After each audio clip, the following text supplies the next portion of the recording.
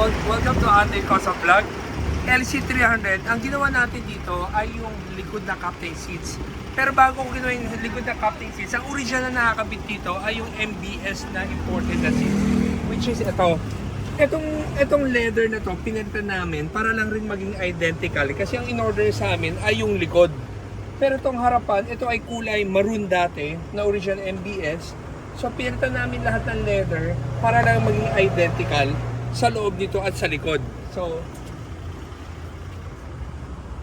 okay guys, pagpasok natin dito sa LC300 na to, kung mapapansin mo, itong gawa natin to, it's a Atoy Customs high back na. So pinapalitan ng client itong upuan niya na MBS to Atoy Customs. For some reason, well, yes, maganda ang MBS na imported seats. Baga, it's your option kung ano gusto nyo gawin. Pero, well, yung comfort ng upuan ng Eurotex foam at saka itong design ng Atoy Customs ay talagang komportable kasi subok na namin ilang beses na nagbenta kami ng upuan na ganito. Sobra talaga siyang komportable. Ngayon, yung armrest ng original na MBS ay umabot siya ng sagad dito sa may aircon.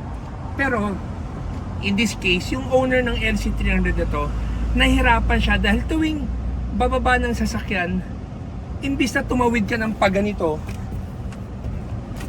hindi ka na makatawid ng paganito dahil kailangan mong bumaba doon sa pintuan na yan dahil ito ay nakaharang na. So, pinag-aralan rin namin kung ano yung mga pwede namin i-improve doon sa imported brand. So, ito yung lumabas na itsura ng gawa natin. So, we have our original center console na Atoy Customs. Nga lang, ang railings ng local, hindi namin magawang power kasi because of meron siyang tumble doon. So, naging manual na yung abante namin na ito yung sagad na abante niya. And then, ito yung sagad na atras niya. Sobrang laki nung legroom niya. Ito center console natin, andito yung switch nung sit upright and recline ng both seats. Tapos, we have the USB port na saksakan nga, lagay ng saksakan ng mga charger ng phone.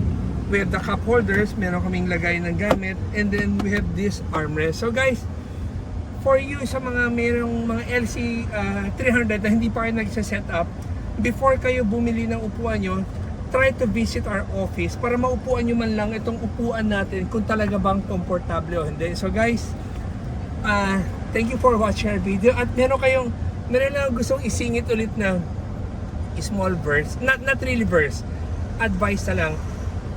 Guys, maraming bagay sa mundo na to na importante, na gusto natin na material. Pero ang lagi natin, wag natin kakalimutan sa lahat sa buhay natin ay ang relasyon natin sa Diyos. So gusto ko lang i-share sa inyo yun. Good vibes lang. Thank you for watching and always remember, Jesus loves you and God bless.